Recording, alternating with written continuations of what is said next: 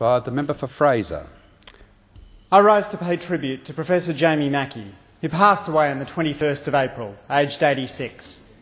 Jamie was a key player in deepening Australia's engagement with Southeast Asia and campaigning to dismantle the White Australia policy.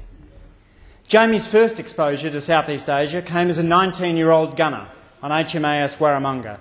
He was part of General Douglas MacArthur's amphibious landings against Japanese positions. Visiting Manila, he was struck by its heritage, a history that almost none of us in Australia then knew about. This spurred a lifelong interest in the region. He knew interesting people. At Geelong Grammar, his history master was Manning Clark. At Oxford, Jamie got to know Rupert Murdoch, who was then secretary of the Oxford University Labour Club. Jamie quipped that perhaps history might have been changed had Murdoch taken up Jamie's offer to go and see Citizen Kane together. In the 1950s, Jamie volunteered to go to Indonesia as part of the new volunteer graduate scheme launched by Herb Thieth. He worked in the State Planning Bureau in Jakarta and lectured in economic history at Gadjah Mada University in Yogyakarta. These lectures eventually became his first book, to be followed by a spate of articles about the political economy of Indonesia and Australia's foreign policies. His group at Monash University's Centre for Southeast Asian Studies earned the title of a second Cornell in recognition of concern with human rights in Indonesia. Jamie's engagement with Indonesia naturally brought him into an active role in campaigning against the White Australia policy. With Ken Rivett, he wrote an influential 1959 pamphlet, Control or Calabar, arguing that the policy was not just morally wrong, but also against Australia's national interest.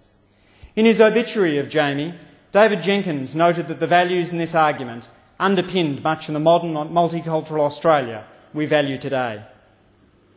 But articulate pamphlets were not enough. My father, Michael Leigh, a close friend of Jamie's, says that one of the turning points for him came with the Sharpeville massacre in 1960. After the brutal killing of 69 civilians, including 10 children, the Labor opposition called on the Menzies government to pass a censure motion against the South African government. Menzies refused.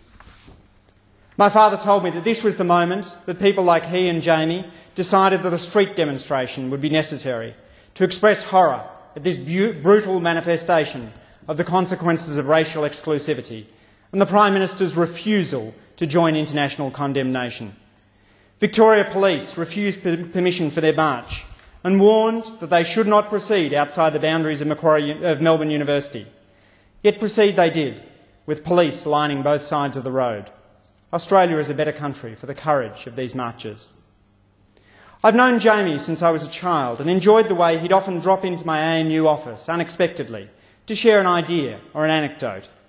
After more than a decade as a professor in the ANU Research School of Pacific and Asian Studies and as co-founder of the annual Indonesia Update Conference, Jamie clearly delighted in strolling the halls of the labyrinthine Coombs building. He would buttonhole me about economic policy, the treatment of refugees, Australia's foreign policy. Jamie would hold forth at length until, like the junior academic I was, I'd eventually explain that I had to get back and do some research. He always left me with a new idea, and looking back, I wish I'd asked a few more questions and been a little less precious with my time. Tony Reid wrote, Jamie Mackie epitomised the best in the reformist enthusiasm of post-war Australia to open out to the region. For him, as for many of that generation, Indonesia preeminently represented the Australian other, the Asia with which Australia had to come to terms. Because he was himself very much an Australian of that era, warm, open, maverick, visionary, irreverent, unpretentious, he understood better than most how exciting and challenging, but painfully difficult, a prospect it was to get that relationship right. He played his part like no other, and it will be impossible to think of the development of that relationship without him. One of the great Indonesian poets is Khairul Anwar, who passed away in 1949, aged just 26. Aku, perhaps his most famous poem, ends with the line, Aku mau hidup 1000 tahun lagi, which translates as, I want to live for another 1,000 years.